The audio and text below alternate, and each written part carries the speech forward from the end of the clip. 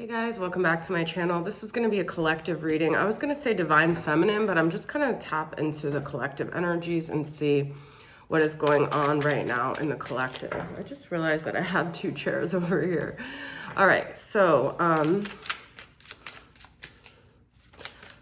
let's see what you guys need to know for the collective right now. All right, so we have Hangman. I'm hearing perhaps confusion or the unknown, being in between phases of your life. Also feeling maybe exposed or naked or vulnerable, or yeah, things being shown to you, perhaps qualities about yourself or aspects of yourself that have been hard to look at, and you're like, I kind of want to look at them, but I also kind of want to not be in that vibration. So it's kind of like this balance of looking at yourself from a really honest point of view, but also being kind and gentle and loving with yourself. Yeah, because I feel like there's perhaps even like a lack of self-love going on in the collective, or beating yourself up for things, or feeling like you should have done something differently. There's a lack of softness and affection with yourself here. And it could be because you had so many times where people were denying you love, or not reaching out, or not showing you love, that you're really looking at all the ways that you've internalized that rejection. Yeah, it has to do with people not communicating with you, people withholding communication. Perhaps it made you feel very unseen. It made you feel very unloved. You really took it hard. Perhaps it was a time where you really needed communication and you weren't getting it. So you're kind of looking at, well, instead of looking at it like, I really needed that person, or I really needed communication, looking at it like, well, what were you really seeking? And perhaps, I think connection has been coming up a lot. Like, we've been through so much the last few years as a collective, as a world, and disconnection, but also with, everything always being online based. I feel like we're just suffering as a generation from lack of connection. And I think it's weighs harder on some than others. And I think it's about finding ways to create that connection. But you might feel like you're kind of at a standstill, like you don't really know how to do that right now. You don't really know how to communicate anymore, or what you really want, who you want to be communicating with you. And you just feel like, I do feel like this past couple months has been a big like heart chakra thing, where it's like you finally feel ready for love. You finally feel ready for that heart chakra connection, but all doors are freaking closed, guys. I'm getting freaking all reversed. There's a lot of disempowerment. Like, why is everything reversed? You feel like everything's being denied from you, okay? And you're really taking it personally. So let's see what this is about. It's almost like you feel the universe has not heard your cries, has not listened to you, is withholding the one thing you feel like you need. But I feel like instead of looking at it like, I need that, think of it like, what am I being forced to look at here? Which is the notion that like you have a spiritual disconnection. You don't feel like God's hearing you. You don't feel like God is supporting you, or the universe is supporting you. You don't feel like there's a benevolence around you. I don't really have the solution for that, but that is something that you could look at and think about how you could think of that differently, okay? We have keeping up, immense effort, and advance. So I feel like perhaps you're comparing yourself a lot to what others have on the outside. Maybe you're looking at other people's social media, or you're hearing about what other people are doing in their life, or there's a thing about timing. You feel like time is slipping. All of these things are very kind of like 3D concepts. It's kind of like the attachment of the ego to all these things. But I feel like we're transcending that. We're realizing that all these things we've put emphasis on, that others have put emphasis on through our life, is not really what we're supposed to be doing. We're not supposed to be keeping up. We're supposed to be like paving our own way here. That was my dad, guys. All right, so anything that takes you immense effort, or you have to push or force, you're not supposed to be having to do, okay? Yes, you are rare and free. There are not many like you. You have 38 and 40.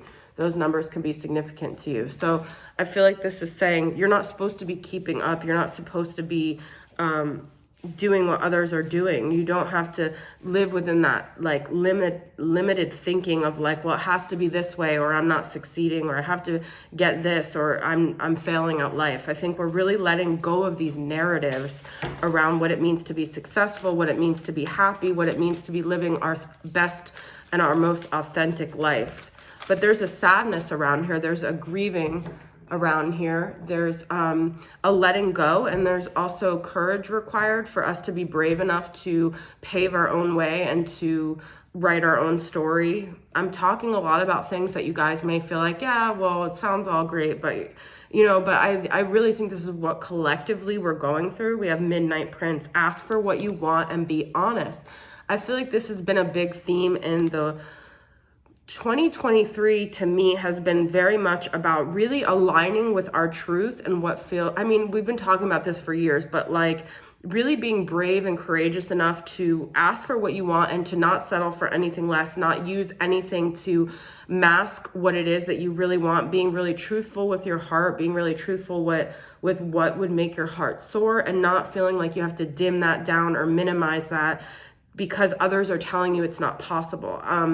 I heard someone say the other day, I realized I can't have it all. And I feel like, who says you can't have it all? Like, I'm not going to, I notice there's a lot of dynamics with people in my life where they say things and I'm like, no, that's not true. But something for me has been that I have to save my answers or my wisdom for this role, because sometimes people are just not ready to hear it, or they just don't want feedback. So whatever that is, but that could be coming up for you too, where it's like there's maybe negative statements around you that you don't want to jump on board, and you feel like in order to stay true to yourself, you have to assert your truth. But what we're realizing is we can stay in our truth even if others around us disagree or others have other viewpoints. So we're really staying within our own energy, within our own heart and soul, because whatever we're desiring is tied to our mission. It's tied to what we're supposed to be fulfilling. It's tied to our blueprint of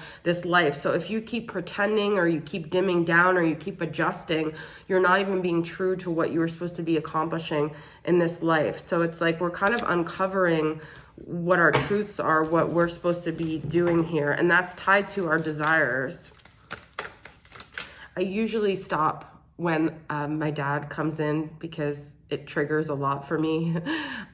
He knows that I get really triggered and like caught off guard when he walks around. So then I go through all these stories. I'm just not going to do that because I wanted to continue the video. And I think we're facing situations that we would normally react a certain way, and we're learning to adjust, to be flexible in that regard, to realize no one around us is going to change. We just have to change the way we react, the way we perceive things, the way we believe we can handle things is changing too, okay?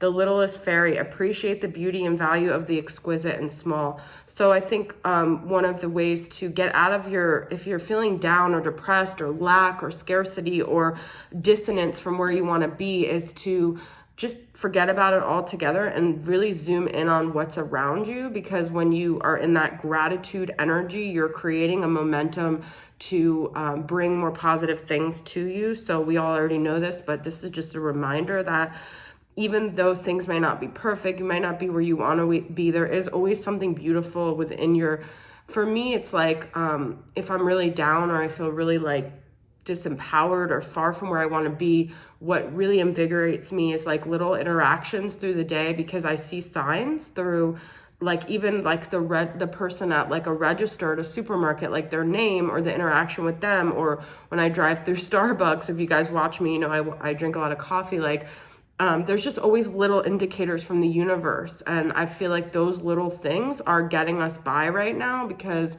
we may feel like what we want is so out of our reach, but I feel like this like spirit is indicating and showing you throughout the day, like little things people say, just little things that you experience are really your push to keep going right now.